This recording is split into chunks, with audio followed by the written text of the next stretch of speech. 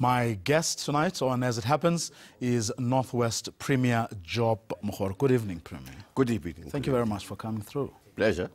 Now, you've been at it for, what, I think 10 days, if I count correctly. About that. How has it been like? Very, very hectic indeed. The time is very, very little and not enough time to sleep, but I think it has been interesting. There has been a mixed bag of responses from people, but overwhelmingly positive. And the expectations level is quite high, I must say.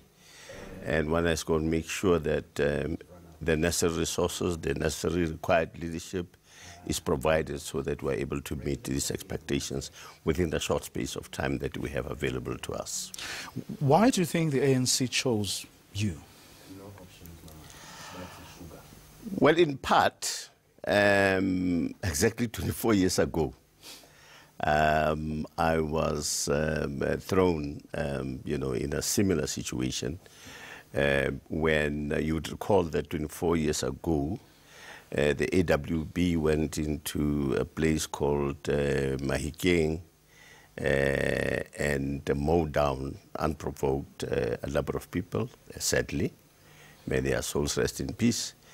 And around the same time, a number of AW people were killed. There was a lot of upheaval within the area. And coincidentally, the same President Cyril Ramaphosa, who was one of the key people in the then Transitional Executive Council, was in the forefront of my deployment to the Northwest, or then Bophuthatswana. And this time around, he's the one who's calling the shots, because ultimately you'd be aware that this is a decision that is taken by the NEC of the ANC. But again, my approach to life, my approach within the ANC has always been, what is my role, what do I contribute to the ANC? And throughout the years, over and above activism, I remember when I was a full-time academic, I was an academic activist, if one could put it that way. So it is really a question of saying, I'm a member of this broad church. What are my specific skills and interests that I would utilize to contribute? So because of that kind of approach, people have tended to see a person who is comfortable and easy with various structures. I'm trying to avoid the word factions, but various orientations within the ANC. I guess they might have seen a level of maturity, and a combination of this perhaps would amount to, perhaps this is a person who could be a unifier. So far, because I've been quite around since my appointment, so far, as I say, the kind of feedback, the kind of support that I'm getting, it would appear that the decision was largely an appropriate one. Take us back to that first call. Who called you to tell you of this deployment? Well, if you look at the Polokwane conference of the 52nd, if I'm not mistaken, one of the resolutions says that at the various spheres of government, certain structures of the ANC are responsible for deployment. So that at provincial level, the PEC is responsible for submitting the 3 names that will ultimately be decided on by the NEC. So indeed, Supra.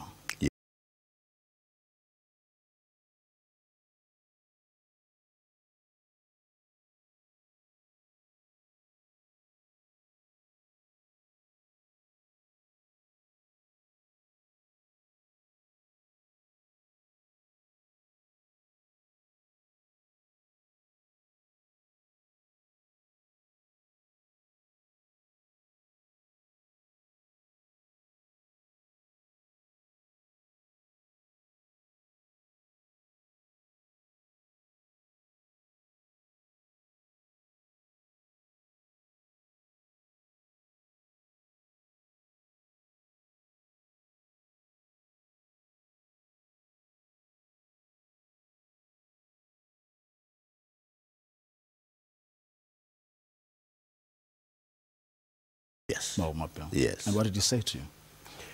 Well, he said the PEC is in discussion, and he was not specific about the discussion that the PEC was engaging in, and that, you know, they may comment at a later stage. And I said, well, I really don't know what the issue is about, but I'll keep waiting. And then who called you subsequent to that one? Subsequent to that call, what was the next call? Very interestingly, my sister called and said, look, I've just seen a list and your name is there. So that was the first time, and the first person who alerted me to the name being in the list. Talk us through the past 10 days. Who have you met? What have you done? Who have you spoken to? I've been to spend a whole, I think Wednesday of last week. I spent that at the NCOP on the matters related to the MTT.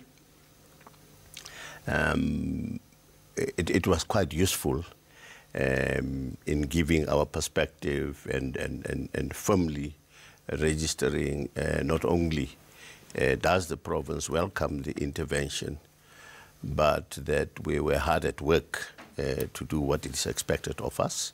I needed to give that kind of assurance, not to suggest that the province had any other choice. I've been to the ANC manifesto workshop. I've been to some rural communities in the outlying areas, not far from Mahikeng. I've met with the staff in the office of the Premier. I've engaged and I've applied my mind as to, based on my needs, what would happen to the staff. I've started meeting chess groups. So yes, one has really been hard at work. Now, you are taking over a province where irregular expenditures ballooned from 8.6 billion to 15.3 billion. And as the Auditor General and the Director General of Treasury have said, there have been no consequences for any of the people involved. Yes, I'm very conscious of that. And one of the issues that I stressed when I was at the NCOP was to say that there are a number of areas of weakness, and the most glaring, and where the shoe really pinches the most, is around the areas that you have just alluded to. The good thing is later this week, there will be a team of ministers, including the leadership in National Treasury, and I've also been talking to our provincial treasury. This is a matter that is on the agenda of the IMTT, so the province will be working very closely with the IMTT to pursue these matters further. You would also be aware that a few, maybe 1 or 2 months ago, the hawks were in the province. So that part of our system of the state machinery have also been doing work, and things would unfold from that end and will take their logical course. So I'm satisfied that these very, very disturbing developments are being attended to. And as I say, the overall process would be the IMTT process. And once things get further clarified, that which I have to do as Premier would certainly have to be done without any fear or favor. You know, you once told News 24 that, and I quote, "When the fish is rotten, start checking the head. You will see that it's where it started." Now, that should tell us something about your predecessor, Suprema Mvoko. Yeah, well,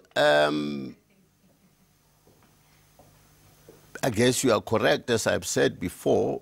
In addition to that, I've said when there are problems, one gets reminded, or when there is disaster, one gets reminded about the saying that uneasy lies the head that wears a crown. And that is just a reality of organizational life. But as a citizen, I mean, you are, you live in the Northwest. I'm sure you are a management expert in your own right. So you've looked at the problems of the province, even before you got that call to say, you know, you may be deployed to the position you're deployed in now. What was your sense of what was wrong with the way the province was being run? I have there are certain areas where I have raised concerns, and in some of those areas where I've raised concerns, I've not had the joy of getting the response that I expected. I want us to get to the detail of those areas and what you think are going to be solutions to the numerous problems that the Northwest has. That's after this short ad break. Don't go away.